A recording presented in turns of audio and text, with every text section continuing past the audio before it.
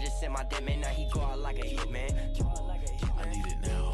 If I ain't have it, I'ma get it. Bitch, I'm the best, ain't no one could have said it.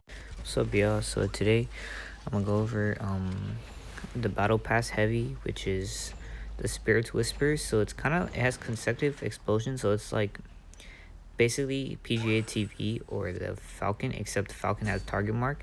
So for damage test, no mods, no wear, no mask. I got this off from Zen's video, but the farthest damage would be 74 damage and closest damage would be 105. And for X mods plus wear plus mask, farthest damage would be 160 and closest damage would be 216 that I just got off from like a random duel. This was on devs though, so that's the damage for sure. And yeah, it has no headshot damage, so it's pretty much just body and consecutive explosions, but it's still okay. It just like 5 ammo is kind of like so few to me, to be honest.